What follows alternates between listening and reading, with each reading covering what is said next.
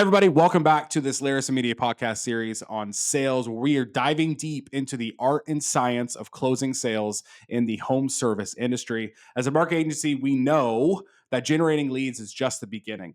If those leads aren't being converted into sales, then really that doesn't really mean anything. So that's why we're bringing you insights from the top sales professionals in the home service industries, breaking down what it takes to turn opportunities into revenue, revenue into profit, profit into freedom, and freedom into impact.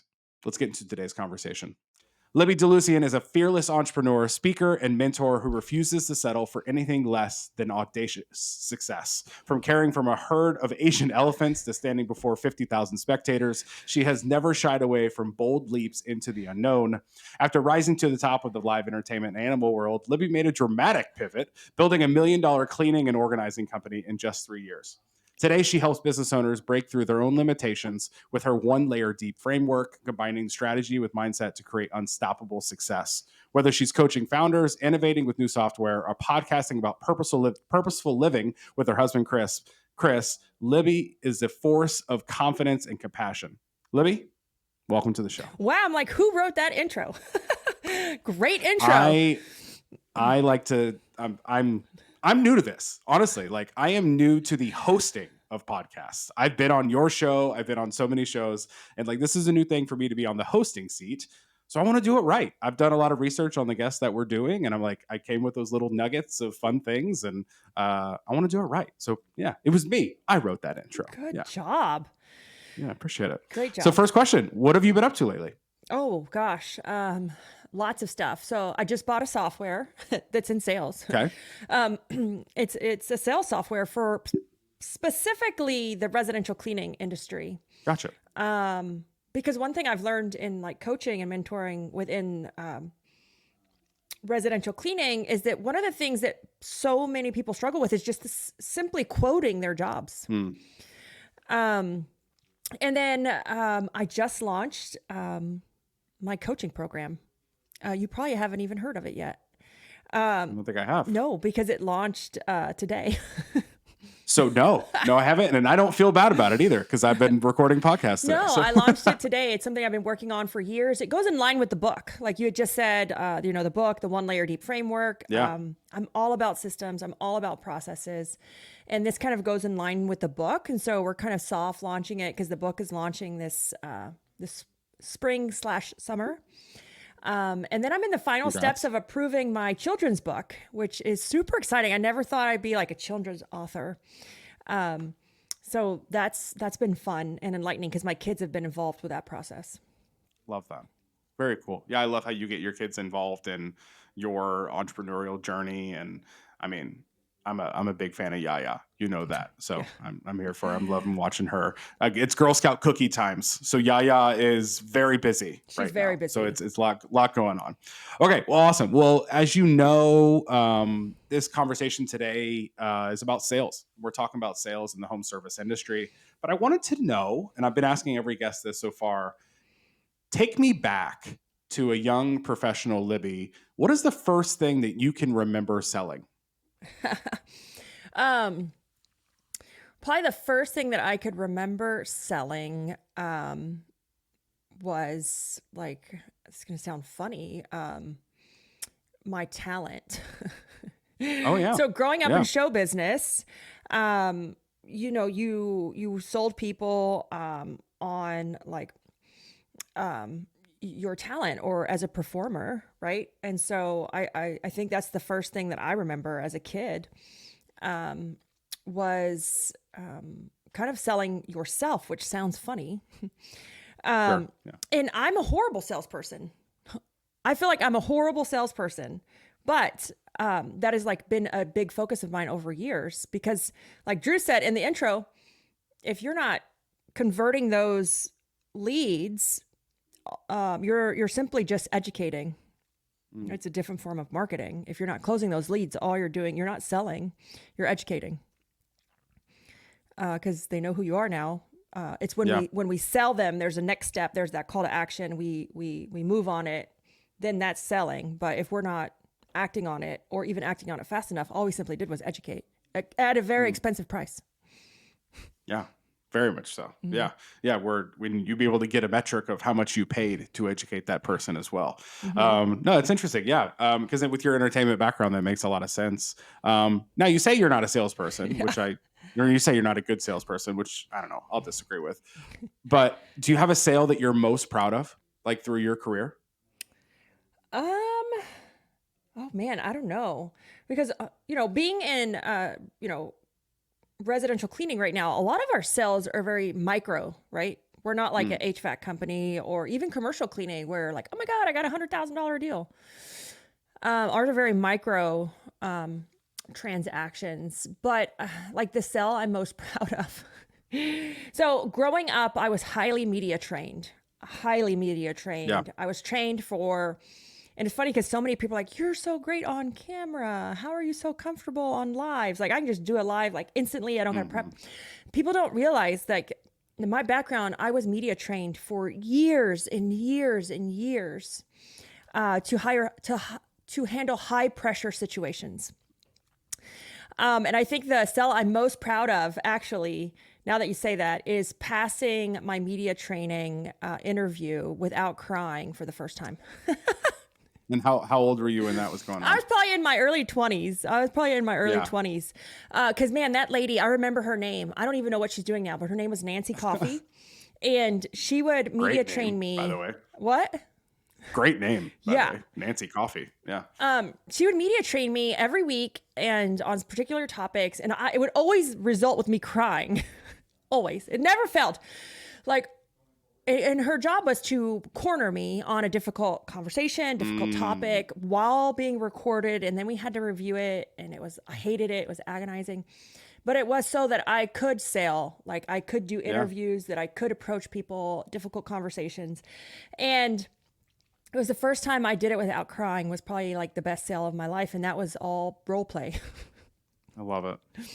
Love it. Yeah, I mean, those are high pressure because I'm guessing those fake situations she would put you in, make sure the media training were not easy. So I could see that. That'd be stressful. Yeah. Yeah. Because from there, I'd have to get up and stand in front of 50,000 people and talk. Mm, yeah. Which that at some days might be easier than the one person asking you a hard Oh, media yeah. question. She was like Yeah, drill exactly. sergeant. Like, Yeah. yeah. Yeah. Well, let's get into it. I want to talk about sales philosophy today, and like even the people that we're going to have on this podcast series, we'll hear many different viewpoints, outlooks, philosophies when it comes to sales. What's Libby's sales philosophy? What are some things that you think you maybe approach sales differently than other people in the home service industry? Well, I think first, it starts with your marketing, right? Our goal is to inspire and educate through our marketing, right? So if that's how we're starting, then to me, your sales have to kind of continue with that. So I think one thing that we do differently is we're really big on providing great tools to for people that are interested in our services. Hey, by the way, here's great questions to ask if you're looking for a house cleaner, Mm, whether it's us or not. Like, hey, by the way, here's a great guide on how to clean your house, whether we do it or not. So we continue that through the sales process, and really, we want to educate through our sales process. So if they don't choose us, at least they chose a great service provider. mm. So a lot of what you're saying, what leads to a great sale happens way before even a sales conversation is happening. Yeah, it starts with marketing because Yeah. I've been diving into like learning stuff, and one reason I think why we might be saying, oh my God, like I don't like my leads, or maybe my leads suck, or the quality Mm, sucks. I think I know this is for, at least for us, where we kind of went wrong was we didn't even know what we were looking for, like one. mm, And so how do you know what a good lead is if you don't even know what your ICP is, your ideal customer profile? And then two, we expected them to just know who we were. mm. Like through marketing, and then they would call us, oh, you don't know we're the best, like we're organize it, like so we weren't doing a great job at awareness on an organic level of like letting people know who we were. so that when they did get that marketing in front of them, especially paid marketing, we were the expert. They'd already heard of us. They know who we are. And that's where we really like missed the boat when it came to marketing or sales. And then we were selling and we weren't happy. We were like, oh my gosh, this is a horrible customer. Like, this is not that's not our ICP. But it starts way before, like so far before that you need to sit down and write your ideal customer profile. Like, who is a perfect customer for you? It's like hiring. Everyone's like, everybody sucks and nobody wants to work. And I'm like, well, who is a perfect candidate? Someone who wants to work. I'm like, that doesn't tell me anything. Yeah. No, you're 100% right. And I do love your mindset of organic content on social still matters. And we're talking sales today, right? And all these things are connected, but there are a lot of people that will just write off because they see those organic reach numbers, that organic content's not worth your time. But you're 100% right. If that ad is popping up, on someone's feed on Facebook or wherever it is, and they have no clue who you are, and all of a sudden you're just the company that put an ad in front of them, there's this expectation that people are just going to fill out that lead form and like that's how it works. It's not how it works. I mean, think of this as one of those situations, like put yourself into the shoes of the consumer. I'm not filling out a lead form of a company I'd never heard of before, no matter what the offer is, right? So they're going to click back to that page, find out more about you, maybe go to your website. Oh, I always go back to, oh, I want to stop you for a second. And this is sales and marketing all wrapped in together. You ever get a targeted with an ad, right? And you click back on that page, like you just said. And I click on the page and they have like 3 followers. Oh, yeah. Or they haven't posted in 3 months. Or 3 years. You know what I mean? Or something like that. Or I'm not buying nothing from these people. 100%. It looks scammy, like right off the bat. So I love that your mindset of organic content is it still has its place, like in the world of marketing and sales. And if anything, like you said, having great organic content that people are going to be looking up and researching you, and they're going to do that whether you have the content there or not. That is what makes sales easier, right? Is having great organic content that educates, that entertains, that adds value, that answers questions, that builds up your company to be the right choice. That's what makes these sales easier in the long run. Yeah, love that. Very cool. So a lot of your sales philosophy really takes place before even a sales situation pops up. Love that. Yep. What do you think? Maybe if this is hard because it's just, I'm going to say like, what is one thing, but maybe what is one mistake? Maybe like the biggest thing you're seeing home service business owners really miss the mark on when it comes to sales? Confidence. Love that. I had the same issue. I understand it. So let's talk about home service and we'll go like maybe cleaning specific or lawn care. Sure. Yeah. Yep. And it's confidence in the quote. I find that what happens is because we would never pay for our own service, we devalue our own service, and you can hear that confidence in the tone of your voice, how you quote it, and where you're coming from. So quote, I put this on Facebook the other day. It's like, don't let your self-esteem influence your estimate, right? Your estimate is based on your results, not your current self-esteem. And so what I see, and this happens a lot with cleaning and commercial, residential, and I like with lawn care too, is because some people, they would never pay for the service. They started as the owner operator. They're charging $50 or $60 an hour because they have the overhead now, and they want to pay their employees a great wage and have benefits, but they don't even see the value in their own service because they're like, oh my God, I would never pay for this. $300 sounds like a lot for a first time clean. And your lead, your prospect hears that tone in your voice. And that's, I think everyone's biggest mistake is confidence is first, like number one, quote with confidence. Because it's one of the biggest issues I see as a coach with people who devalue their own service. so true. And like in these conversations we've been having, confidence has been brought up a lot, which makes sense in the world of sales, right? There is a reason a stereotype of a salesperson is like kind of like cocky and arrogant, A little right? Because they douchey. walk Can I say around with, that? yeah, sure. Okay. Yeah. You know, it's actually, I've not ever thought about what can we say on this podcast or not, but yeah, that works. But you're right. Confidence matters. And like, even more so, there's this charisma that, a good salesperson needs to like show. Not only are they confident in what they're selling, they are confident that that customer needs it, and Mhm. like be able to do this like choreography or this having this charisma back and forth with a customer really can make like a huge difference. Well, it's confident that your result will help them, that they need Yeah. it by, and we've never, and I was guilty of this too for years, like, cause I would never pay for house cleaning cause I clean my own house. Now I'll pay for it. I won't clean my house if I had to. But it's actually having this in mind that by them not getting your service, like you're doing a disservice to them by not selling that service because it will help them so much right now. So why do you think that is? Why do you think? I mean, because business owners in general, they might fall under that same stereotype as salespeople. I mean, maybe they're cocky, they're arrogant, and things like that. Oh, I'm Why do cocky you and think it arrogant, but is? I think it was last year, my COO, his name was Jim, and Woot Recruit said, why don't you say you're the best? Like, we're number one, we're the best. And I'm like, Jim, but I can't say that. What if I'm not? He goes, What if we're not? Yeah. Who's going to say you're not? Who is going to challenge it? And I'm like, well, I don't know.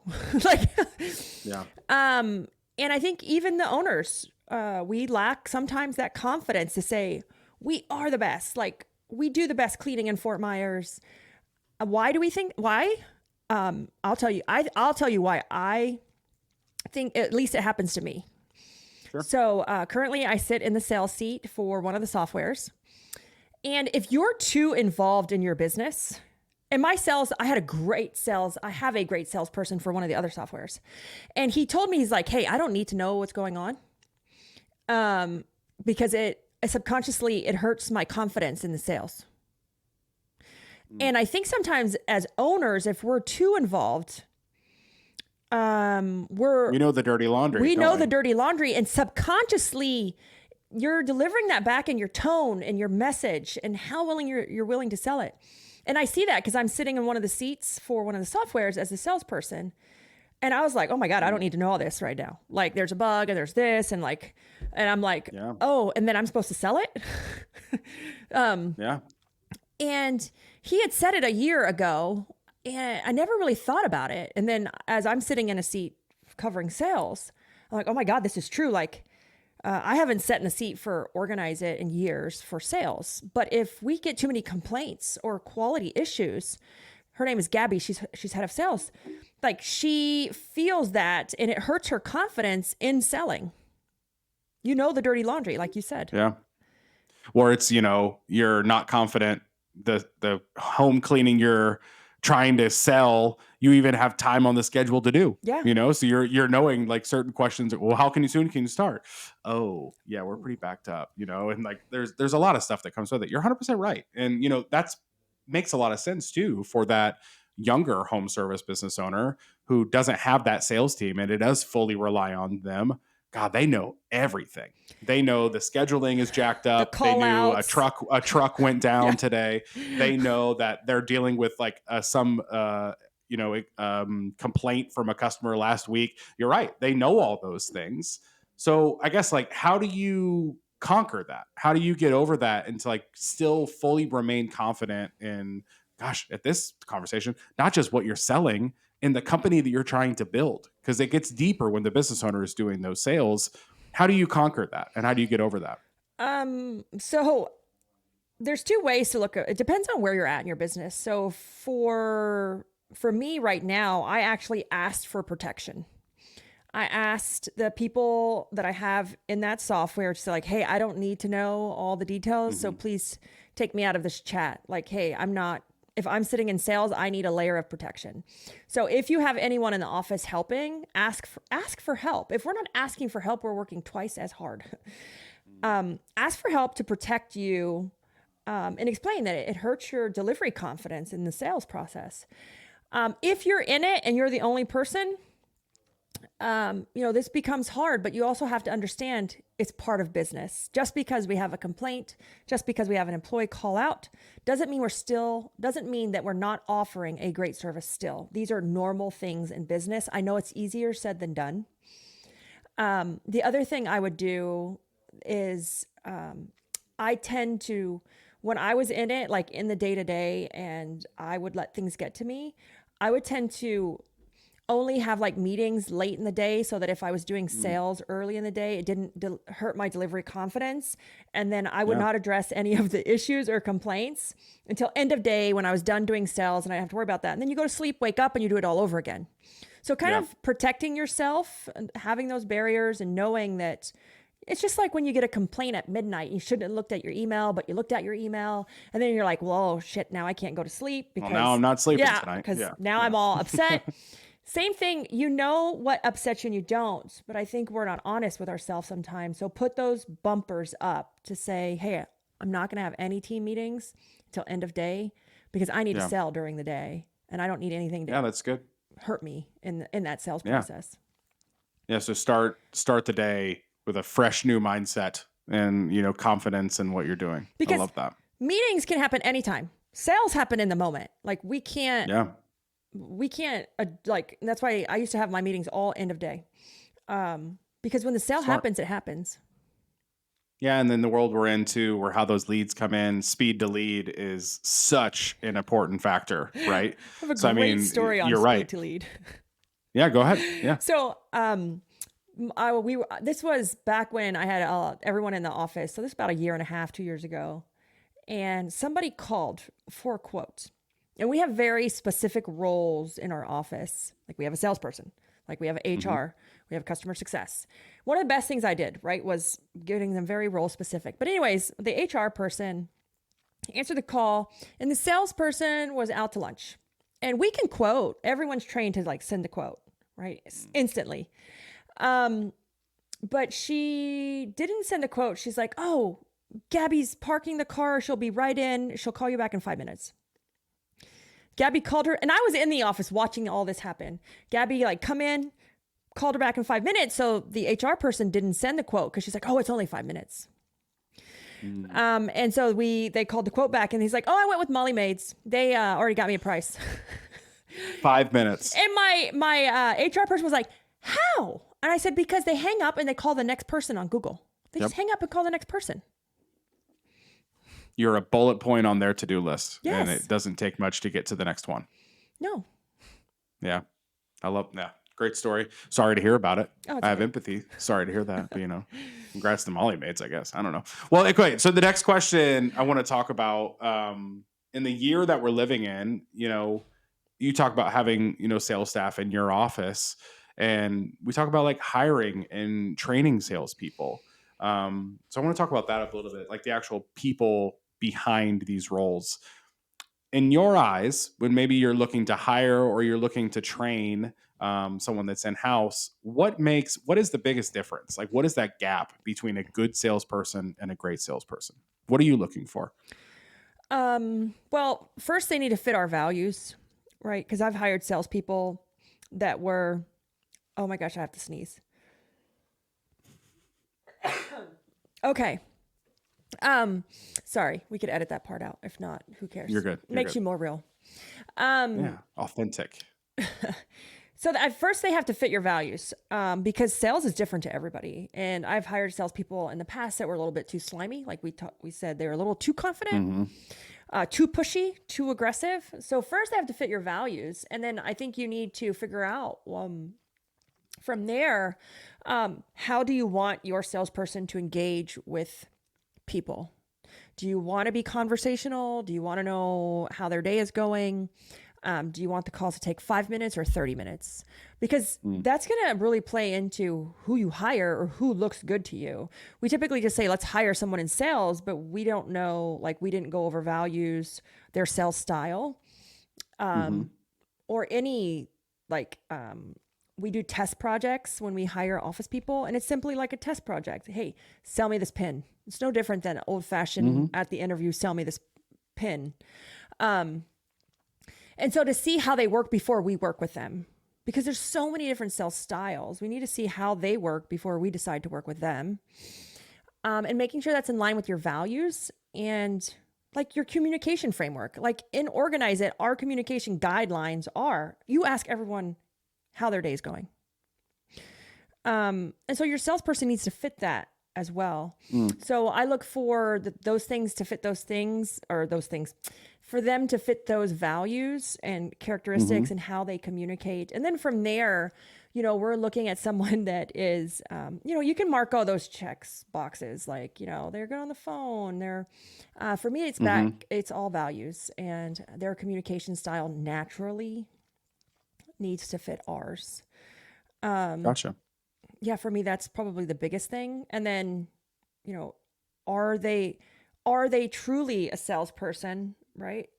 Because I don't know if you've run into this on this podcast, but are they truly a salesperson? So there's like inbound sales and outbound sales. It's truly like the eat what I hunt, or I'm sitting here for the phone to ring. Two completely different things, but very few people can distinguish between the two when they go to hire a salesperson. They just said, I need a salesperson. You're right. And honestly, I've been surprised in my career, and I think I've talked to other business owners too, where I find salespeople sometimes surprises me as well. Honestly, a salesperson we have in our office, before she worked for us, she really didn't have any sales experience, but she worked for a local nonprofit and came into our office one day asking for us to like sponsor a local event. And some like one of those classic like light bulb moments clicked off in my head. I'm like, she just asked me for money. She's selling. Does she realize she's selling? Because like one of the hardest parts about being a salesperson or being someone that does sales is getting over that hurdle, that mental hurdle of like being okay having conversations about money, right? So I was like, she's got that already. I can teach her marketing, right? I can teach her like the value that we bring people. So just never would I have expected that person who helped like fundraise for a nonprofit could be a salesperson. I know a lot of people have told me stories. They found their best salespeople. They were like a waiter or a waitress, right? And we know because we eat at restaurants what makes a difference between a good and a great server at a restaurant, right? And a lot of those like same characteristics can play over into like a sales role too. Well, yeah, because they're a great listener, right? And they're comfortable taking orders, or they have a great memory. One thing that kind of agitates me when people are looking for sales is they're always looking for experience in sales. And I'm like, experience is worthless. They could have 5 years of experience, but sucked at it for the last 5 years. Yeah. So, and then they could be coming with bad habits or good habits. Like you don't know. And I think we hold too much weight on like experience versus what am I looking for? What does a good fit look for? What are our values? What's our communication style? And then we can teach them how to sell our thing. Well, let's talk about then, because that goes into my next question. Let's say you found that person, right? How does the training look? You know, because what I'm seeing a lot from home service business with our clients, as far as or not, or just content that I'm seeing, a lot of times the person that's selling is kind of like that HR person. It's like whoever answers the phone, all of a sudden you're also a salesperson, right? Whether it's a CSR that's really good at like scheduling and things like that, or maybe it's the bookkeeper. It really, I've found it's whoever is answering the phone, get ready to put a quote together and sell. Which we think we all know is not perfect world. It's not ideal, but how do you said in your office, everyone is at least educated enough to put a quote together. Yes. But you and I know that doesn't mean selling, right? No. That means they know how to type something into a software and a number pops out. Yep. Or basically they know how to work a calculator. How do you train someone to be a salesperson in your organization? Like what can you train? Are there certain things that are teachable or certain things not teachable? How do you take someone from starting as a salesperson to be a great salesperson? So for us, what we start really simple. We train them as a cleaning technician. Smart. And so if they're virtual, which is fine, we still have all of the content, all of the videos, all of the literature that they can still do virtually. And one of our trainers can take them on like a virtual day. Like they can FaceTime while they're in a house, or Zoom, or Google. We use Google Meet in that company. I have too many companies using too many different softwares. I'm like, It's a lot. I know. And so we train them first on, we just run them through the basic cleaning training. And the reason we do this is because it's a different industry. Even if you have experience in selling cleaning for like a different cleaning company, or if you hired someone with experience for your lawn care company, we all do it different. We all do it different. The other reason why I have them go through the training as a cleaner is so that they appreciate how much the job sucks. The job sucks. Like sometimes it's a horrible job. Sometimes customers are rude. Like sometimes the jobs are not the greatest. And so I want them to know that when they're selling, that they appreciate how hard this job is. So they have confidence in that quote. And then from there, we train them on, again, I'm going back to values, the vision of the company. We make sure they're armed, and they go over all of our like blog pages in our training. I have a whole training portal for our company, but for me, it's training them as a cleaner, really getting them to understand cleaning and how it works. We do a ton of role play.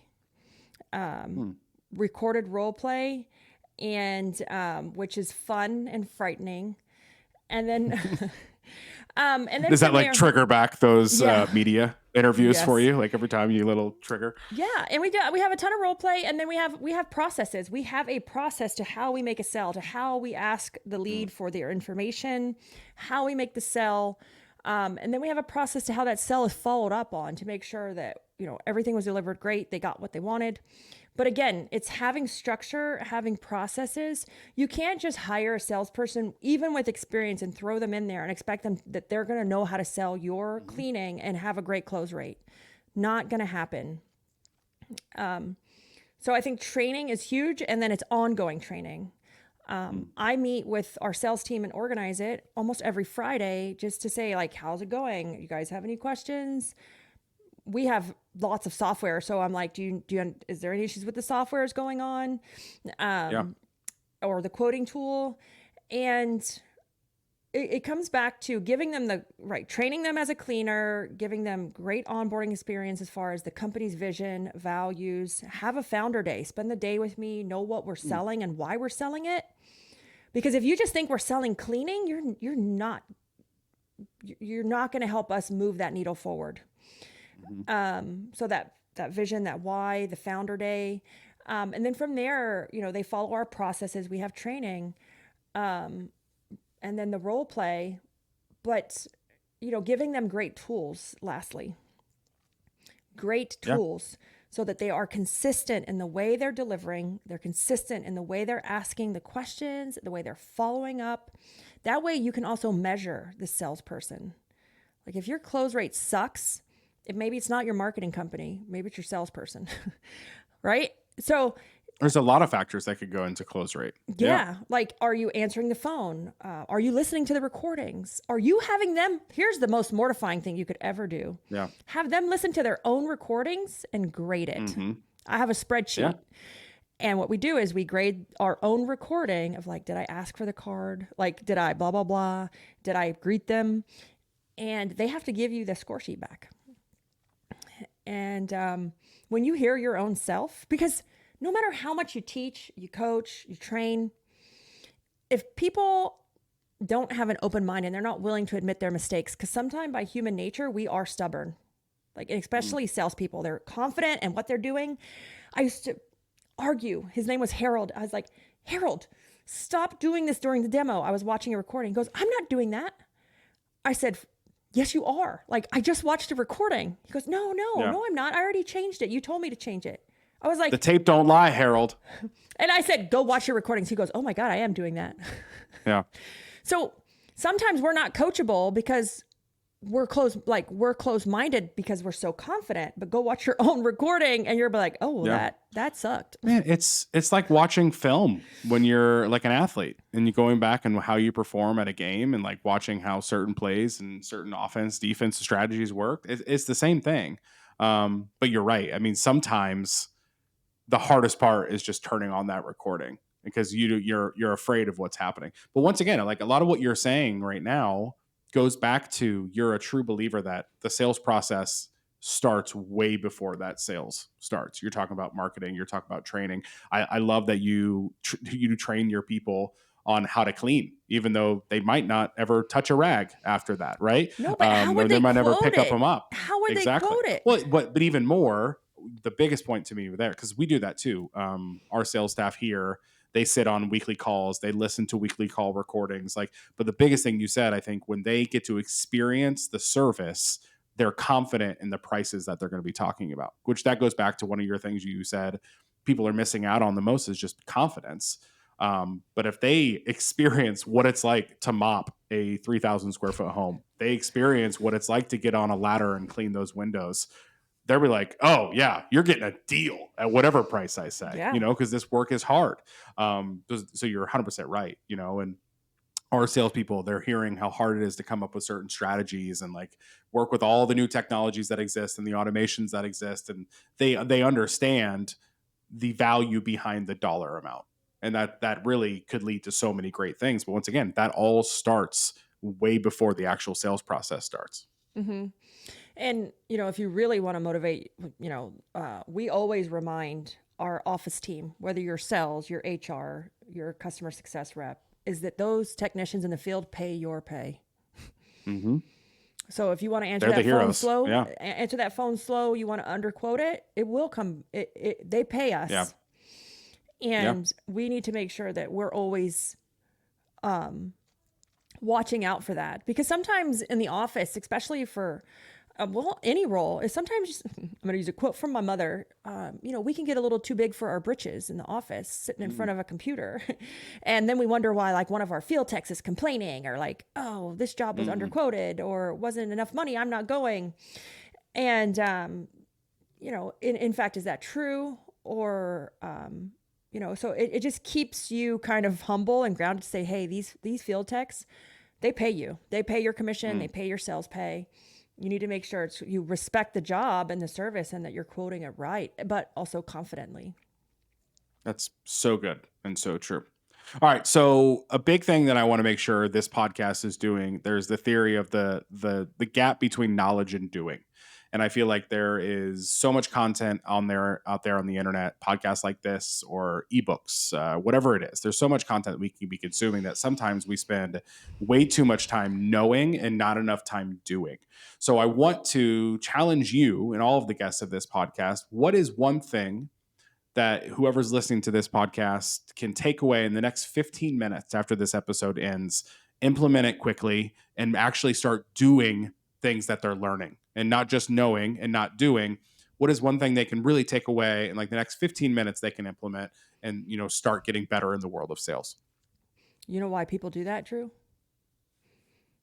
Because it's easier. Because learning and innovation and strategy is fun. It's sexy. Yeah. Doing's the hard stuff. Doing sucks, and no entrepreneurs like the actual doing part. Yeah. Well, we're going to make them do it. We're going to make them do something. If you could give them one thing, what would it be? For all my cleaning companies, especially if you're a CBF cleaning company, have your salespeople read Speed Cleaning. Have them read the book. Have them watch the video. It's already done. You own it. It's in your portal. They could do it literally today.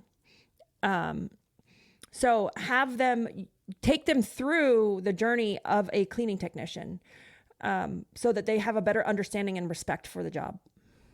I love that. And honestly, that brings up another good point that I've just been realizing a lot lately, honestly, in my journey as a business owner. And then I see it across the board too.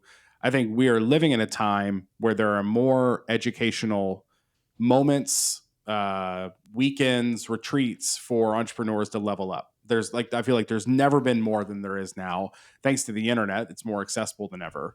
But a lot of times the entrepreneur gets really caught up in just them growing and just their personal selves developing, that we forget that our team needs to be growing with us. And I think that it's a great point. Like these books that you're reading, open it up to your team. hey guys, I read this book about leadership. I read this book about the book or the thing you were just referenced. Let them grow too, because if we're growing together, all tides raises all ships, Yeah. and a lot of times we get stuck that it's just stuff for us, which some stuff is. Some of it is specific to that entrepreneur, but just personal development and things that can affect the company as a whole. Everybody should be experiencing those things. And one easy tip that you guys could do for Drew's 15-minute task is, okay, say I'm reading a book. Oh, look at the book I have on my counter right now. Say I'm reading the book, Buy Back Your Time. Great book. Yeah, it's a great book. I was like, oh, Dan signed it. Nice. So one great takeaway that you could do that's super easy is, because a lot of people are saying, oh, I can't get my team to read a book. I can't get my team to do, do I have to buy it for them? What if they're virtual? Blah, blah, blah. Like I could give you every excuse under the sun. Oh yeah. One really easy thing is, what was your favorite chapter out of this book that would help your team? Right? Just one maybe. And you literally just take some pictures of it and share that one chapter with your team that you thought was like the most impactful chapter that would help them. Yeah. Make it small. We overcomplicate it. We overthink it. We're like, oh my God, then I have to send everybody a book and then they have to read the whole book and then we're going to overwhelm our staff. Just take one chapter. And that could be the chapter of the month or the week, and just take a picture of it and put it in Google Drive or send it somewhere. It might be 10 pictures. To tell your team, like, hey, I want you to read this and we're going to talk about it in the next meeting. That's so good. And just the idea of micro learning in general is becoming more and more popular.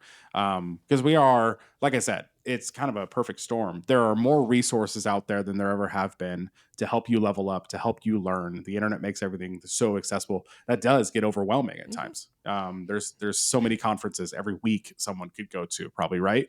But the idea of like micro learning little by little, you don't need these giant changes all the time. Learn something that's going to make you 5% better, instead of like only taking on tasks that you think are going to make you 4 times the business owner that you are. The idea of like that micro learning is becoming more and more popular because we're also busy. Right? It's like the chart for opportunities has gone up, and at the same speed, busyness has also gone along with it. So you can't do everything. But I love that. That's a really good feedback. Start with a chapter. Because like I said, there are some resources that are just entrepreneurial. Yeah, exactly. Some sites are just entrepreneurial and things like that. But personal development, everybody can learn from that. Love that. Just give them a chapter. Mm-hmm. Perfect. No excuses. Awesome. Well, I want to end the show. We're doing this every episode with a little would you rather sales edition. Are you ready for this? Sure. All right.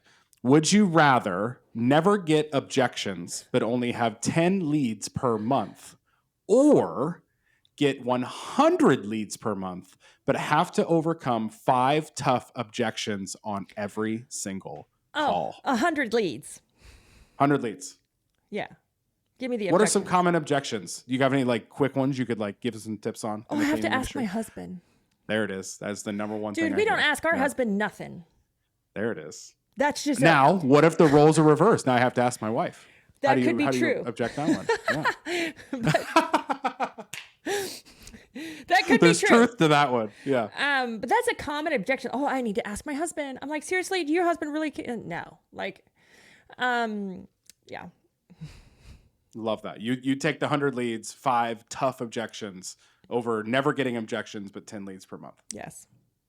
I love that. Great answer. All right. Well, that is a wrap for today's episode. We hope you guys were able to really take some value away from this conversation, and just be able to level up your sales game in your home service business. Because as we always say, the best marketing means nothing if those leads are not being transferred and converted into sales. Sales is that final door in our 5-door ad strategy. So we just know the importance of it so much. And today's guest has dropped a lot of good little nuggets for you guys to take back and change chapter by chapter. I love that. Awesome. Well, thank you for being on the show today, Libby. How can people learn more about you? Well, I'm the only Libby DeLucien in the world. So if you just look up Libby. Is that a fact? It is a fact. So that's amazing. So it's Libby DeLucien. Just Google me, or libbyd.com. Love that. So go check her out at those resources, and you won't regret it. Libby's a good friend of mine, and been a great partner in this journey of growing our business, and it's been great. Love you, Libby. Thank you for Awesome. having Well, me. thanks for listening. Absolutely. Thanks for listening, and we'll see you next time.